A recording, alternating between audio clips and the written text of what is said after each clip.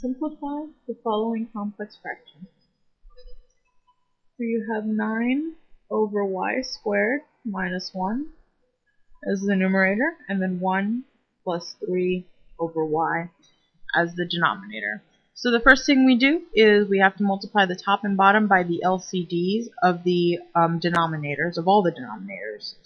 So we want the LCD of y and y squared.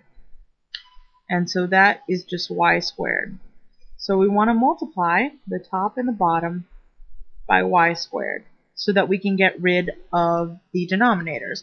Now notice in the denominator of this complex fraction, we can multiply by y to get rid of it. But what we want to do is multiply the top and bottom by the same thing. So that way it won't change the expression. So generally you just multiply the top and bottom by the LCD. So let's do that. I'm going to distribute this y squared into each term, and I'll simplify later. So what this turns into is 9y squared over y squared minus 1 times y squared, which is just y squared, and then y squared plus 3y squared over y. I haven't simplified, all I did was just multiply each term by y squared. So now we can simplify. There's a y squared on the top and the bottom here, so those cancel out. And here we can factor out a y and cancel it out, so what's left is just a y in the numerator. So reducing, we have 9 minus y squared in the numerator, and then y squared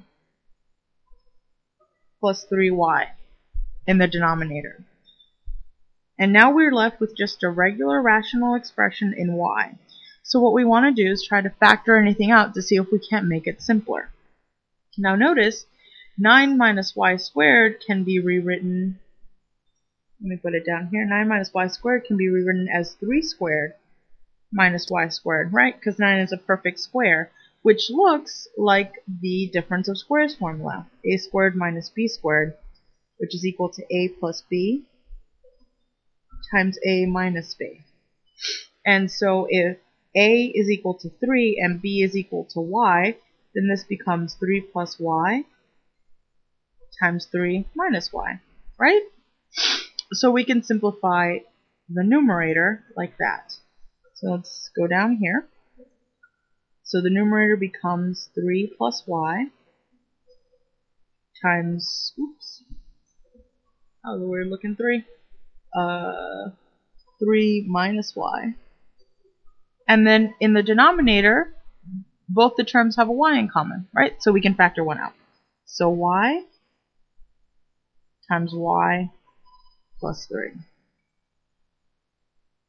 So now, notice that y plus 3 is equal to 3 plus y. So I can actually rewrite this as y plus 3 times 3 minus y is equal to y times y plus 3. And the reason I can do that is because both the values are added, right? So I'm just switching the order because addition is commutative.